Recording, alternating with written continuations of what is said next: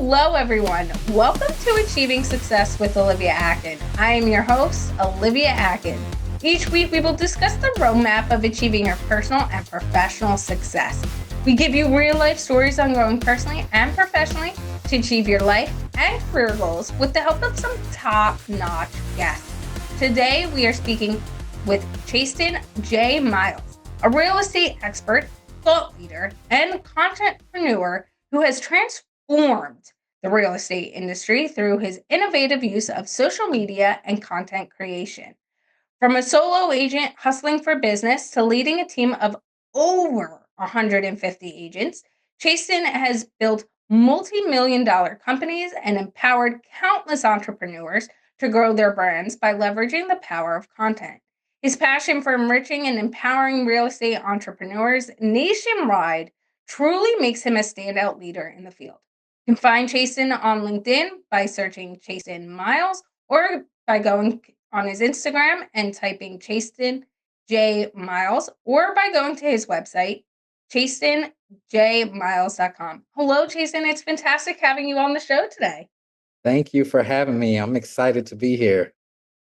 I'm super excited to have you because from the moment we met, your story, your drive, your passion, not just to build up yourself, but to really build up those around you, hit me to my core. And I was like, Jason's he's my guy, like powerhouse.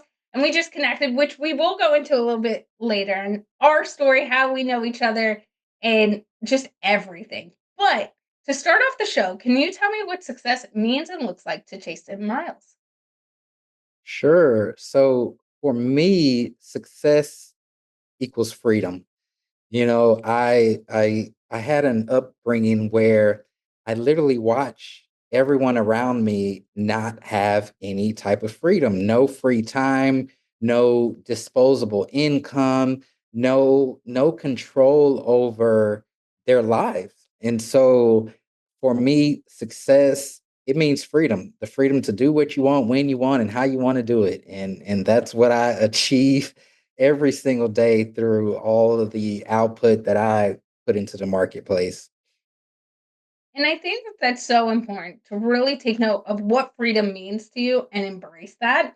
And going back to what I said a moment ago, the way Jason and I met was through our TED Talk that we did together on the same stage, same day. And for me, going through that journey, and we both come from different backgrounds, different parts of the country. And though we were both born in the South, so I will take that one. But for me, that experience was so rewarding because you and I got to meet. You and I got to learn your story, your journey, and hear perspective on things and really build that friendship along the way and be able to be each other's cheerleaders. For you, and this is something I go through, but I definitely want to hear your take on it.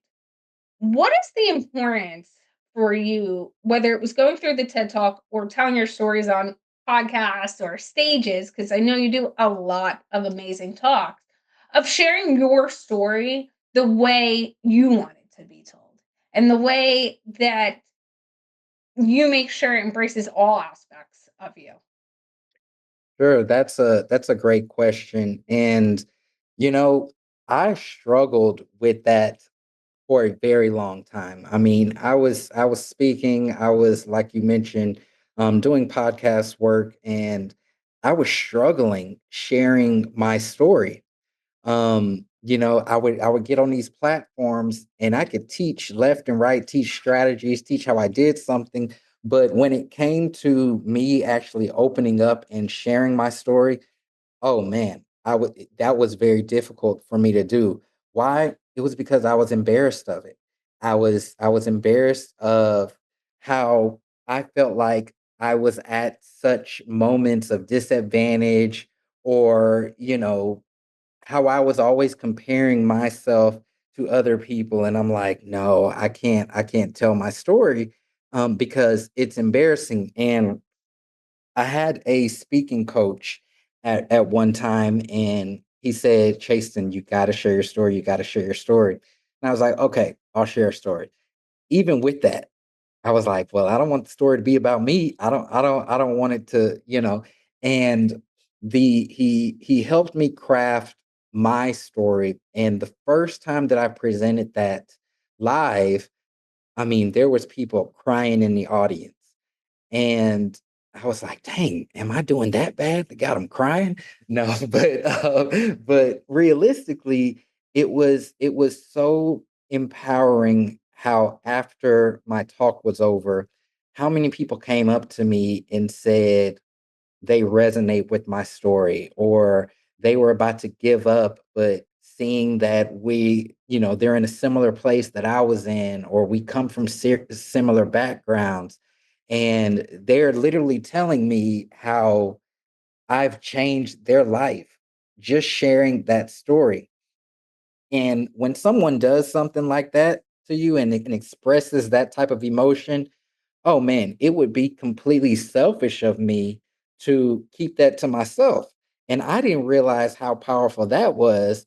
But then once it did happen, I was like, oh man, I got to not only share this, I got to perfect it. I got to add in even the other embarrassing details that I was afraid to say, because it was at that moment that I realized that the stories are truly what change people.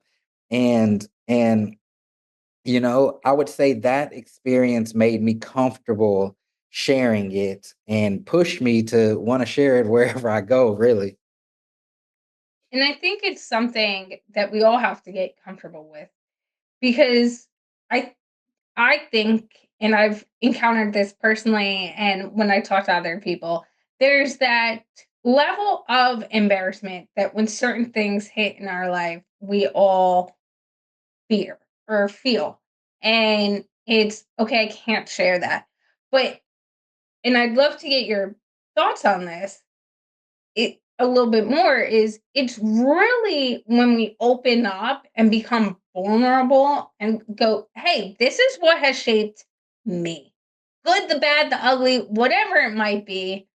And I'm going to leave it all on the table for you. Take it, leave it, whatever it might be, but I'm going to share it with you. When I started doing that for myself, I felt so empowered. I go back to talking about my epilepsy journey and what that really means, because the other thing for me is there are so many misconceptions about epilepsy, and I can't even tell you the amount of times I've heard just absurd questions, but they come from not knowing. And I have to understand that some of those have do just naturally come out of curiosity and not knowing.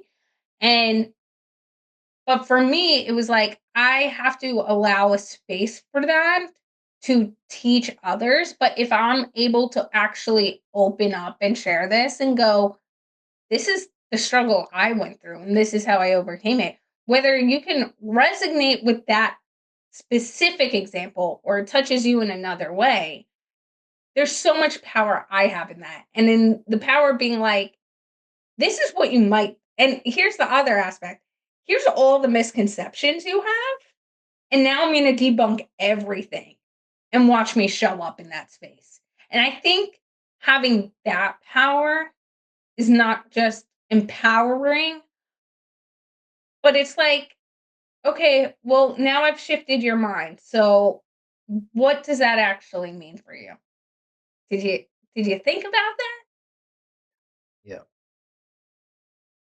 Yeah. And especially with storytelling, obviously as speakers, we have this thought in our mind what we want the audience to get, what we want them to take away. It's like, oh, I have these points and I want these to mean XYZ.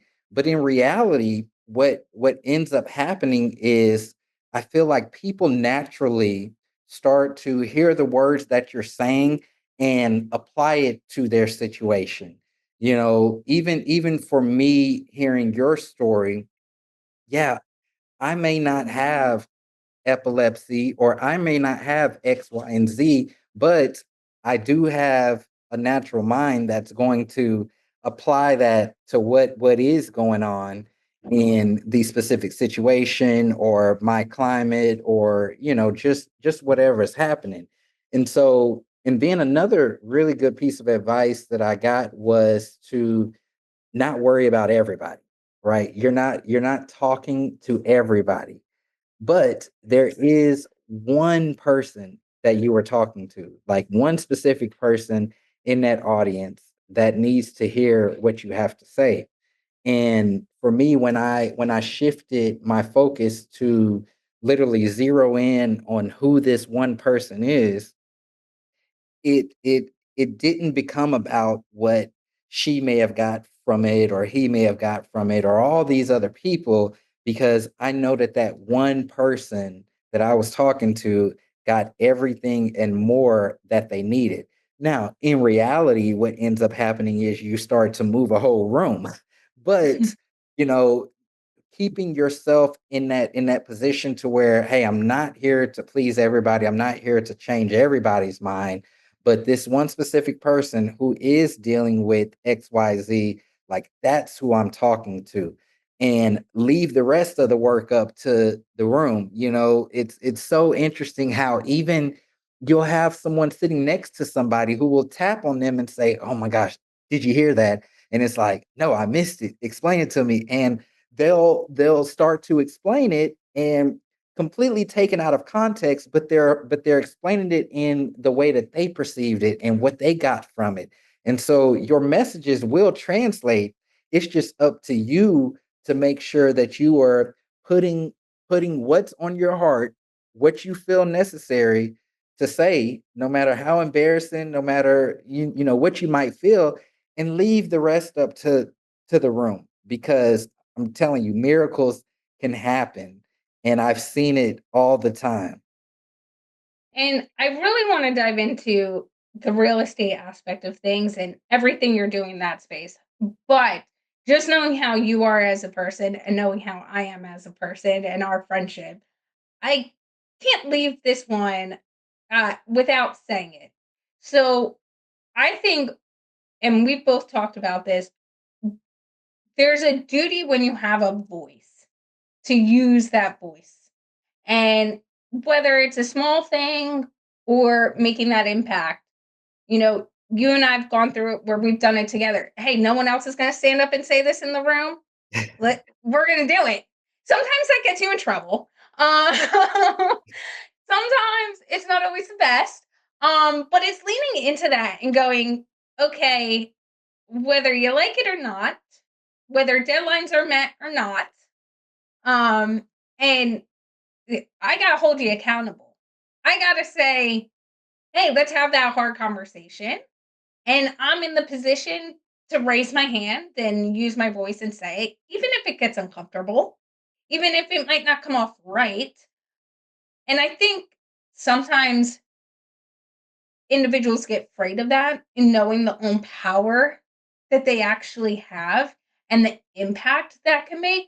So for you, how do you make sure when you have the power to use your voice or in whatever room or you're working on a project and deadlines were set and or a client, maybe you're the client and deadlines are set and they're not met, and you go, okay, it's time to stand up and we got to have these hard conversations because I have the power to actually use my voice. Yeah, I actually don't even worry about it. And I think that comes from all of my years of studying people, studying sales, becoming more emotionally intelligent, um, understanding, negotiations, all of that. Because at the end of the day, what I tend to realize is, for one, I realize my own power, and there's a lot of strength in your power. And secondly, I realize how small people can be. Okay. And let me go into that a little bit just for context. Most times when when we stand up and say something or we speak out against something, we're not the only ones thinking that, right? We're literally not the only ones in the room thinking that. However, we were bold enough to say something. Now, why is that important to point out? Well, it literally shows us how small we can make ourselves in situations that are uncomfortable. And although we may try to be the biggest, boldest, and baddest, once you're actually put to that test, how are you performing? And then, second, what's the worst that can happen? Like everybody said, "Oh, she said it," or "Oh, look at that guy." I mean, you're gonna more than likely catch everybody off guard because it's gonna be more like a "I can't believe she said it." And the only reason why you can't believe is because you didn't take that initiative. You wanted it to be said, but you can't believe that someone actually said it. Why is that the case? Where has your power gone to say that, hey, I'm not worthy enough to make a statement or make a claim? And if we simply took our power back and realized that these are just words, they're just words. What's the worst that can happen? Someone disagrees with you. Okay, so be it. It's how the world works. But that shouldn't limit you or make you feel helpless or make you feel like your voice doesn't mean anything, because at the end of the day, it does. You just have to take your power back. And I love how you bring that in because I always say, when people come to me, whether it's a side text in a meeting, a side message, a afterwards thought of like, can't believe you said that. Or like, how can you actually say it in that tone? And, like, no one has said that before. And like, because I was the only one who actually mentioned it. It isn't because there hasn't been these hiccups, because people haven't seen it. But I actually decided to say something about it. And you have to own that. I think sometimes we're like, okay, maybe that was taken the wrong way. And I go, nope, I'm unapologetic about it. You don't like it? That's on you. Because you and I have talked about this in different environments. If we can't be authentically ourselves, right? And I'm not saying just go out and be rude to everyone and say what's on your mind. That's not what I'm saying at all. There can be a way to present it. But the other point is, and you brought this up in what you were saying, and I think it's really important to highlight, is choosing the words you're saying, but also making sure they're factual. So every time people say to me, I can, you actually said that? Look what, and most of the time, positive things come out of it. Actual discussions, you get to the meat of it, you get results out of it. But I always come back with them as, well, I didn't say anything that wasn't accurate. So, Where's the right? lie? I'm not making up lies here. I'm not making Yeah. up stories. And sometimes my friends love it because they're like, when something happens at a restaurant or service is bad, it's like, hey, that wasn't great. We need this fixed or XYZ. And you might get a free thing. And they're like, or a conflict will happen. They'll be like, hey, Olivia, can you talk to this person for us? I'm like, yeah, give me the facts. And they're like, you want all the facts? I'm like, just give me everything and I'll stand up for you. But it's understanding, as long as you have the facts, there's not much that someone could say about it because there's not much room. There's right, there's wrong. Sometimes there could be an in between to solve a solution, but at the end of the day, you can't really argue with the facts that are on the table. So I really think that's important as well. And I know we kind of got carried away a little bit with that intro and covering some of these things. But that being said, I did think it's a huge part of demonstrating who you are, Chastin, how you approach life, and really just the importance of using your voice and advocating for yourself and helping others to establish their voice and tell their story. And that being said, through using your voice, using your knowledge, using your experience, You have successfully grown a thriving real estate business and now lead a team of over 150 agents. What I find fascinating on this is it's just not about scaling of your the scale of your success, right? Having all these agents, bringing in clientele and doing different real estate properties. Which, so I know, if you follow Chastin on Instagram, you'll get to see some amazing homes and different aspects. But it's the mindset behind that. And what was the driving force or core motivation that kept you pushing forward in the early stages of your real estate career? And how has some of the same motivational aspects shaped the way you now lead and inspire other agents? Sure. I know that a big motivation and driving force for me in the beginning was to just simply say that I was able to do it, right? Because I moved from Georgia to Texas, and my goal was to eventually move out to LA. I said I'm gonna hop into real estate for a year, make a bunch of money, and move to California. That was totally not realistic. And it even got down to the point where, I'm leaving my apartment one morning and my electricity disconnects.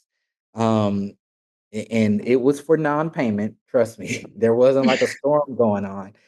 And I went to go host this open house. It was for 4 hours. First hour went by, nobody came in. Second hour, still nobody came in. And halfway through that third hour, I was kind of like, why am I here? I know that nobody's going to come into this home. And I literally remember walking to the front door, and I turned and locked the lock on the front door. And I fell to my knees, bawling my eyes out, having a full on breakdown, right? It was at that moment where I felt like I had completely failed. Here I am. I told all these people that I was going to be successful in this. I moved across the country. I'm putting out my nice realtor headshot on social media. And here I am, have spent all my money, electricity off at home, not really knowing what I was going to do. And that was a big test for me because I realized that I didn't have this big why, even though I thought it was moving to California. It really wasn't, because by that time, that goal was out of the window. I was like, I'm worse than I came here. But at that point, it became about, no, chasing. You told all these people that you were going to do something. You told yourself that you were going to do it. Now you have to do it. From there, it went down this line of figuring out, what my problem was, what was my issue, why was I not performing. But at that point, my motivating factor became, hey, it's what you said you were going to do, and you don't need to be a quitter, and so you got to do it. Over time, what ended up happening through me sharing my journey, through me putting out videos and content on social media, was there was agents, other real estate agents all over the country wanting to know what I did, how did I get out of that, wanting to model certain things that I did in my business. And at that point, fast forward to today, it became more of a responsibility. Like, hey, Jason, no, you remember how you were in that position. You didn't know which direction to turn. You didn't know how to get out of it. This is someone reaching out to you who's in the same position, right? It is your obligation. And I tell myself, it is my obligation to help them, whatever it ends up looking like. If it's just a course, if it's me coaching them, or if it's them joining my team, yeah, we're going to be rewarded with money at the end of the day. But mark my words, anybody who you ask about money and my products and programs, they'll all tell you that they feel like they should have paid more for it. Why? Because for me, it's that duty that I feel like, hey, I have to pay it forward. And that's my motivation factor each and every day.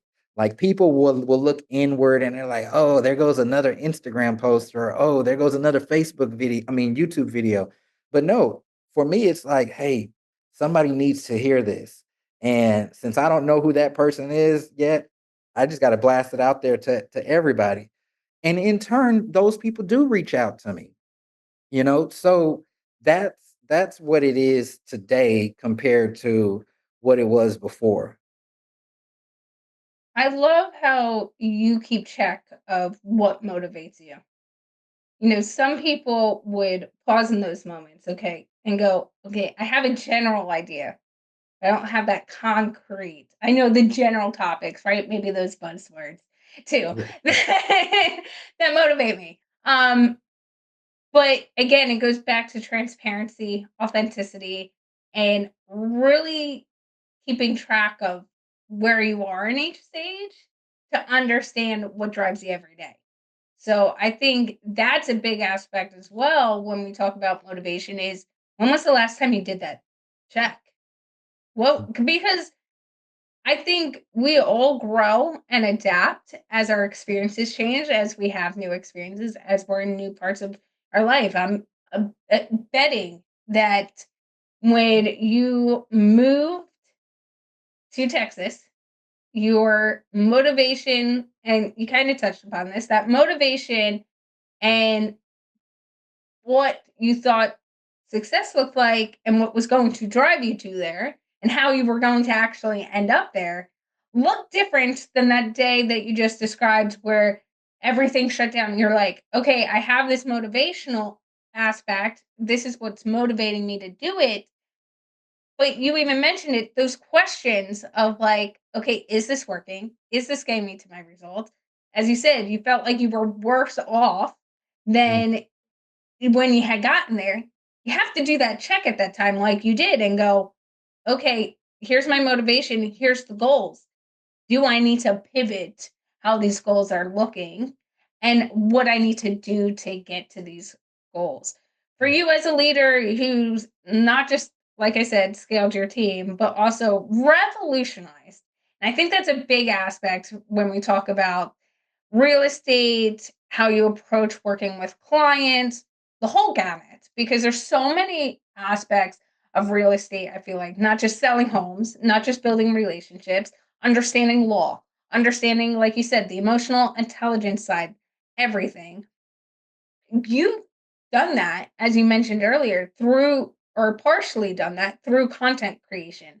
And how have you had to evolve your own leadership style to adapt to the modern real estate world that we're in today, especially which, and this will be a second question, so keep it on the back of your mind, with the new laws that have been put into place and how also the aspect of which I would like to get your opinion on this individuals who go into real estate thinking they can make the quick dollar and don't take the time to really learn it.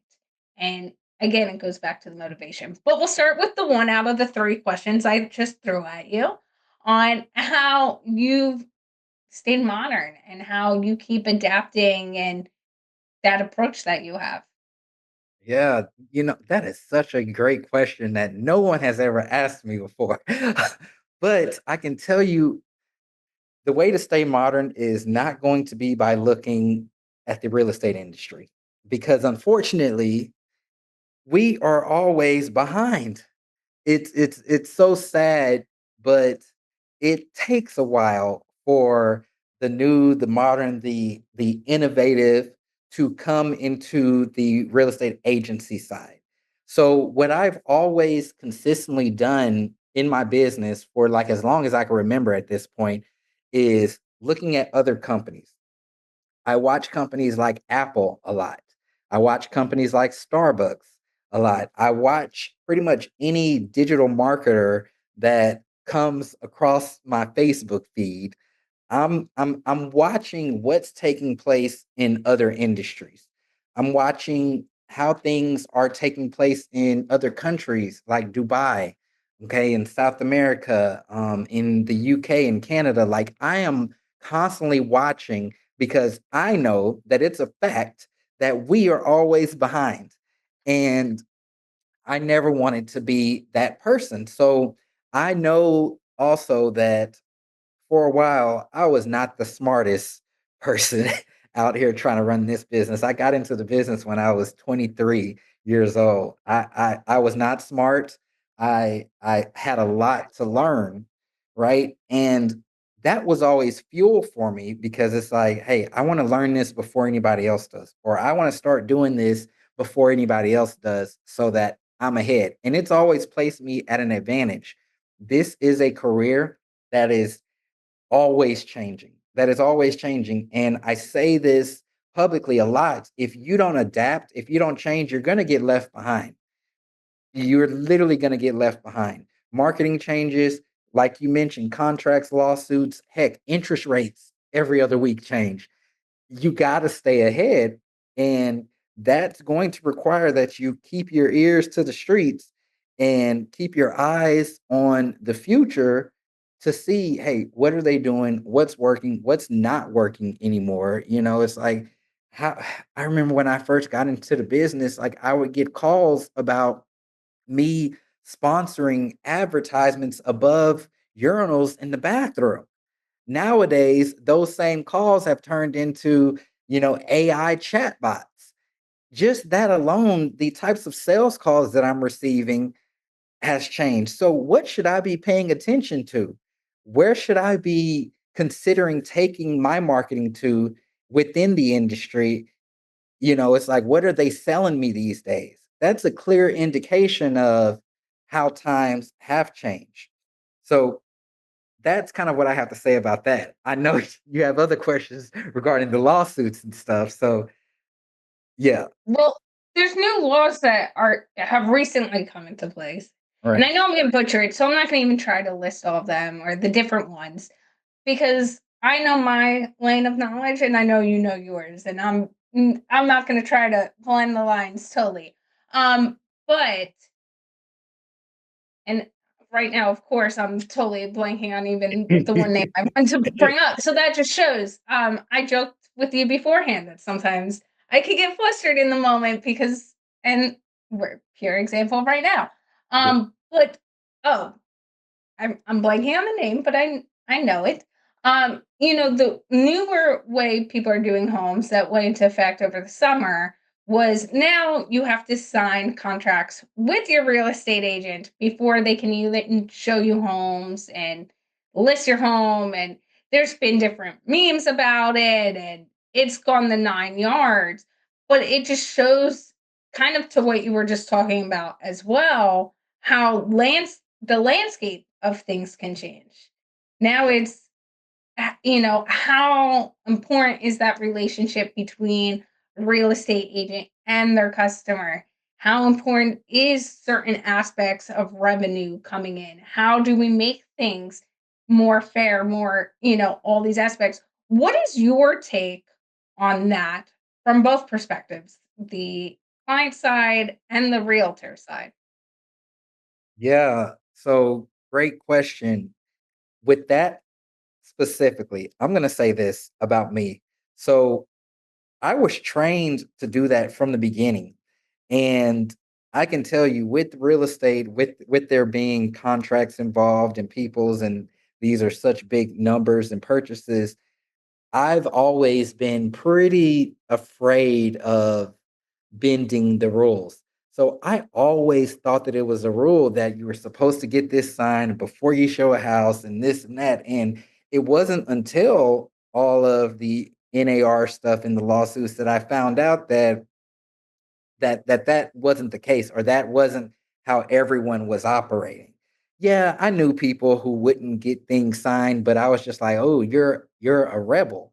But I just thought from the jump that this is what we're supposed to do and this is how we're supposed to do it. So, I've been very comfortable doing that. However, there's a lot of people in the industry who that is new territory for them, and they're not sure if they can perform, being able to get this up front. And it's like when I hear stuff like that, I'm like, okay, for one, you're the example and you're the reason why we're in this predicament because who knows what was going on prior to. And then it's like, why is it putting you up in arms like that? What way were you doing things to where now this throws off your whole business?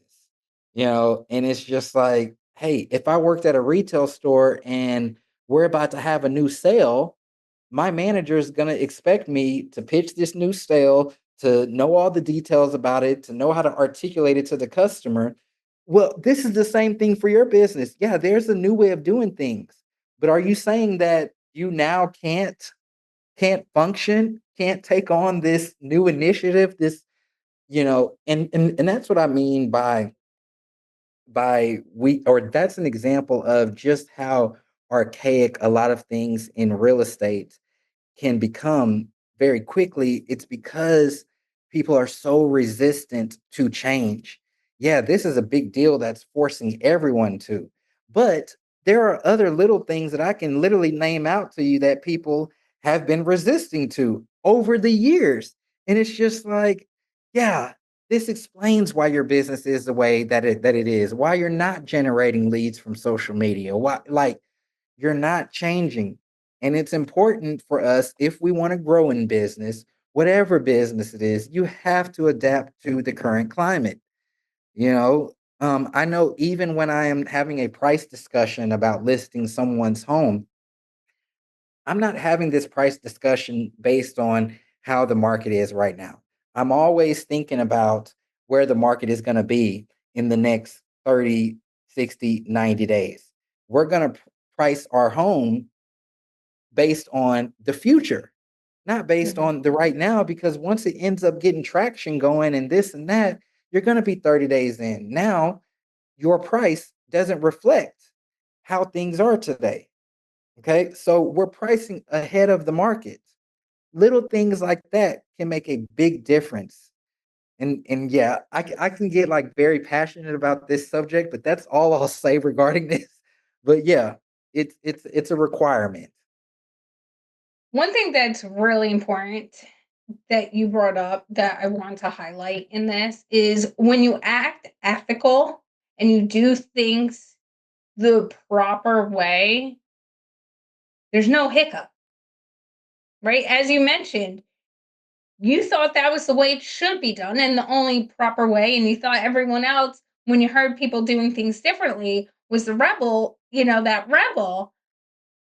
But to you, in how you move, how you approach real estate, how you approach working with clients, the NAR lawsuit and the settlement didn't affect anything you're doing.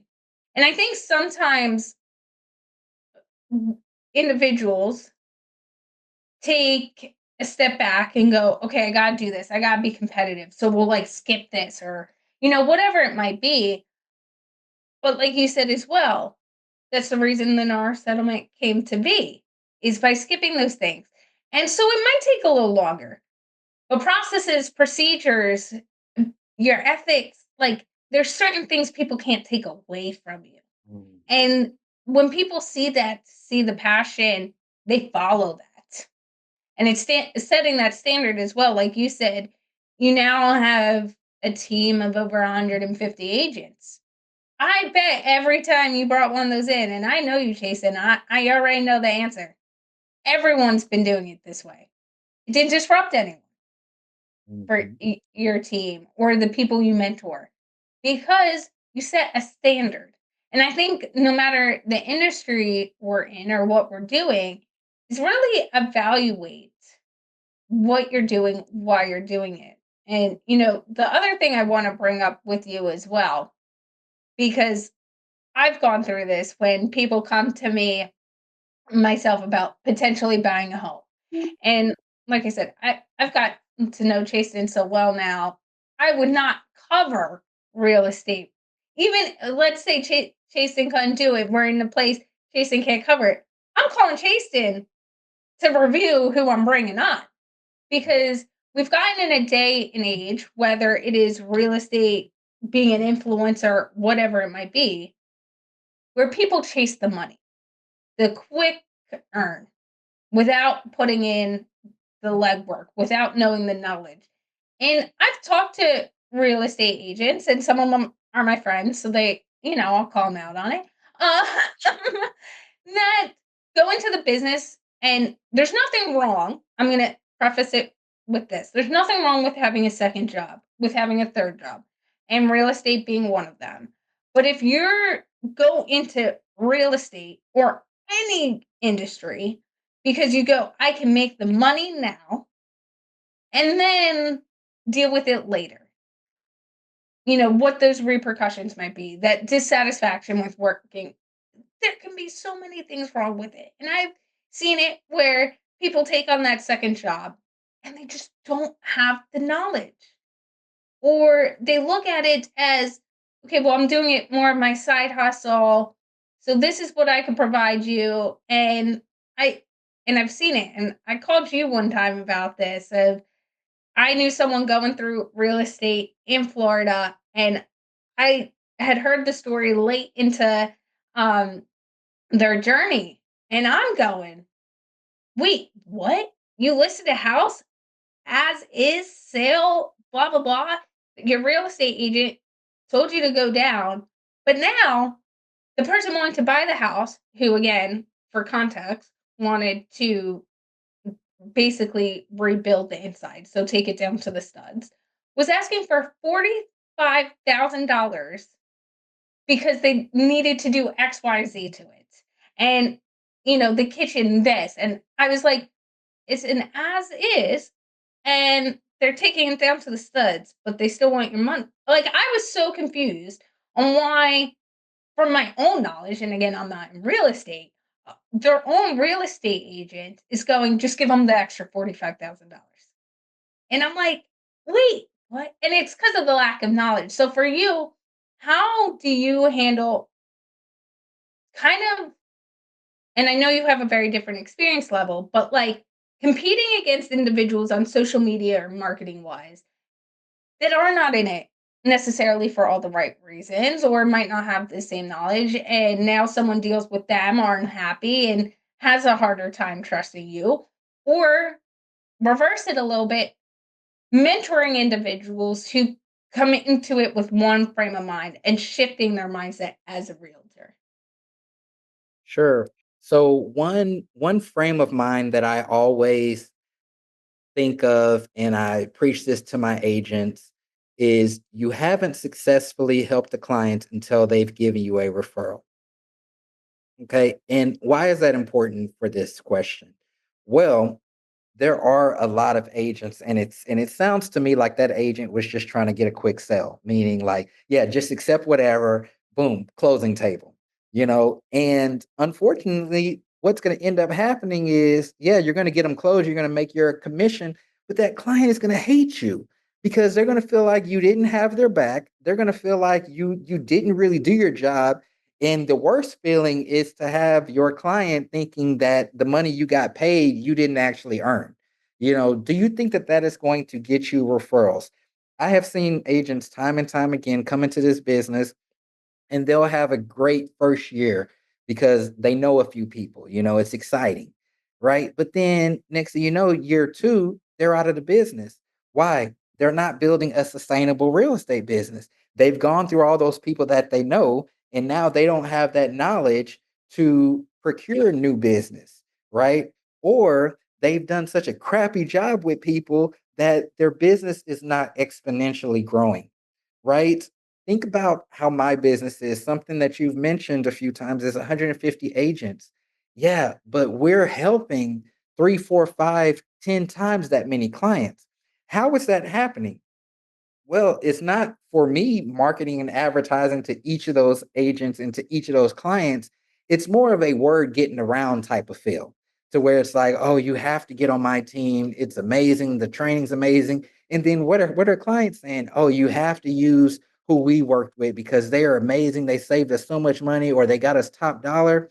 And that's how you build that long-term sustainable business, right? And I knew that pretty early on in my business. I was around 2.5 years in, and I was like, hey, I know that all these blogs that I read and all these videos that I watched from successful real estate agents, they've all said that they worked off a referral.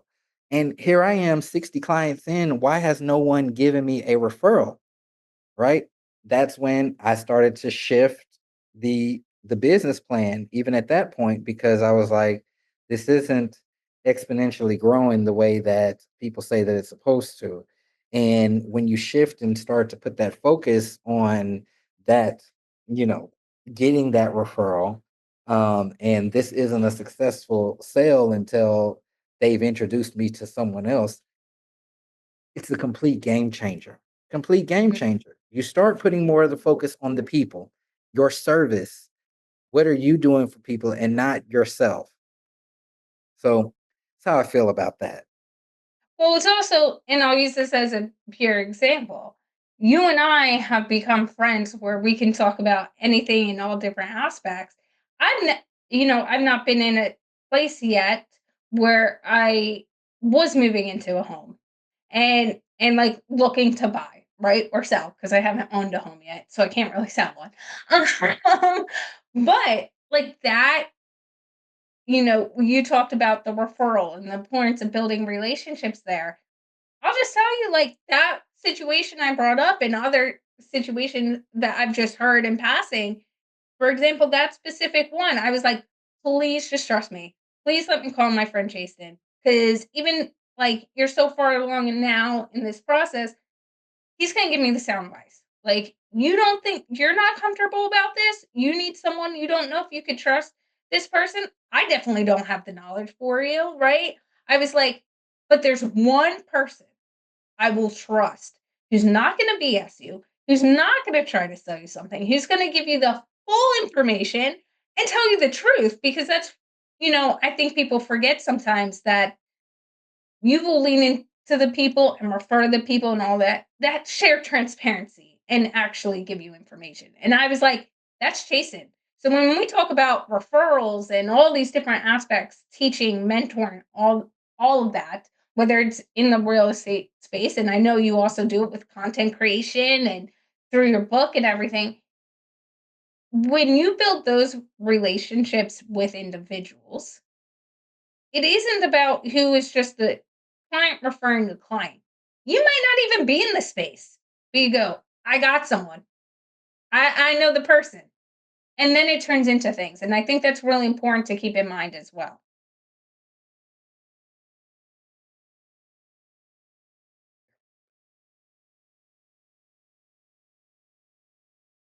Yes, for sure. Absolutely. Every interaction is an audition.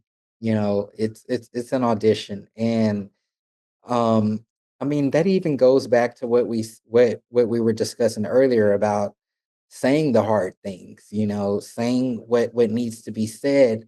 And I can tell you something that we encounter a lot in this industry is like, if I tell them the truth, then they're going to be upset, or, they're not going to want to move forward, or, whatever the case is. And I mean, it's just self-talk, because I know that people will respect you more, and there has been people that, yeah, I've had to tell the truth to, that didn't end up buying or that didn't end up selling based on that truth that I told them. But guess what? They've referred me so much business that and they'll tell me every single time they're referring somebody, hey, I know you couldn't help me, but it's like, and I mean, that's such a challenge that I would encourage people to do, have those hard conversations, but provide that level of service to where even if they don't do business with you, they feel comfortable enough to refer somebody to you or send someone else your way. That's how you really know that you're doing something right. And I can't believe it's almost been an hour. And I feel like there's so much that you and I could talk about that we've not even touched upon. So there's probably down the road another episode we'll be doing, because I feel like we haven't even fully touched upon what you're doing in your coaching and in your talks, really helping people navigate the content side of things and the importance of all of that as well. But I want to leave you asking one last question is what would be your advice today to someone who wants to get into the real estate side of things or grow in real estate, as well as what would be your advice or wanting a potential client to think about, someone who's looking to either buy that home or sell that home right now? Yeah, so for that agent, I'm just gonna straight up say get a coach. Just get a coach. There's so many for one, there's so many ways to build this real estate business. There's so many ways to become successful. And if you try to go doing it on your own or trying to figure it out, you're going to exhaust yourself just being overwhelmed with all of the different ways. So invest in a coach early on, save yourself the time, the energy, the wasting money on things that don't matter just from the get go. Get in a great coaching program or link up with a great coach or mentor. For the consumer who's considering buying or selling, okay, I'm just going to say start, and this is the first question that I ask people is why now? Okay, why now? And I want you to get real clear on why you're choosing to either sell now or why you're choosing to either buy now. Because as you start to navigate this, it's going to be difficult. There's going to be things that come up. Every day won't be the best day. Every bit of news won't be the best news. But what is the reason why you're choosing to go down this journey? All right. And I've had to not move forward with some clients because their reason was so frivolous that I'm like, oh man, first time the lender comes back with some bad news, this deal is done because, they're not even thinking very clearly. But why now? Start there and then a licensed professional, like someone who you are comfortable with, someone who has the knowledge, ask them a few questions, put them through the test. They'll be able to guide you through the rest of the way. But just know early on why you're actually doing it, and really think about it. Like not just, oh, I want a bigger house, but why do you want a bigger house? Are you expecting another child? Are you bursting out of the seams, or is your current home more expensive for what you're getting? You don't feel like it's valuable. Those are all valid reasons that you need to share with your agent because that's going to help them work a lot better on your behalf than just, oh, I want a bigger house. So it's my advice. I think it's great advice and really makes you think. And I will now be using that down the road when I get ready to move and are debating buying it versus renting and all the different aspects. Jason, how can people get in touch with you if they want to connect with you?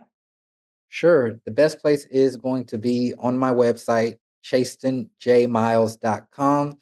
Chastin, letter J, then miles.com. I have free resources. I have videos, trainings, links to my social media. You search my name anywhere on social media, my profile will come up, but go to my website. That's going to be your best place to start. Thank you, Jason, for all of your insight today. It's been a real pleasure. Thank you for having me. A few of our key takeaways from today's conversation are the stories. And when you get to share your stories and you're vulnerable and you open up and share what your fears were, share those struggles, like Jason had said, it really gives space for people to connect with you, lean into you, understand all the different aspects as well, and be able to, as Jason said, a lot of people interpret it differently, but it helps them. As well as there's a lot of strength in your power. Understand the power that you hold, whether it's through your voice, through your actions, through being that voice in the room to say, hey, we got to have this conversation. That is important. And understand the power you hold with that, as well as what is your motivation? Where does that come from? As Jason had mentioned in the beginning, it was selling homes. It was potentially them moving to California. That changed. But as you go through life, take note of that motivation, understand what drives you every day, how that plays into your goals as well as look at other companies, see what is happening. As Chastin mentioned, he looks at Apple, Google, all these other platforms to see where are the trends coming from? What are those sales calls coming in? How are those adapting? And with that, take the time to listen and reflect and understand that and go, hey, can I integrate any of this into what I'm doing? Because that's where, as Jason mentioned, the trends are coming from what people are into, how they perceive things as well. As well as if you don't adapt, you will be left behind. I think we're seeing this more and more every day, but it is very true that if we don't adapt and take the time to learn and pivot sometimes, you will be left behind. And lastly, if you've not successfully sold until you get a referral. And I love this, and I challenge everyone to take what Jason said about successfully selling, whether it is in real estate, whether it's in your own business, whether it is for your employer. Are you getting those referrals? Or are you just diving into making that money and not thinking about long term? Think about them, whatever the situation might be, evaluate it. And if you aren't getting those referrals, take time to think, why aren't I? And what are some goals you can set to start moving the ball to get those referrals? This was a great episode with our top-notch guest, Chastin Miles. Thank you for listening and have a successful day.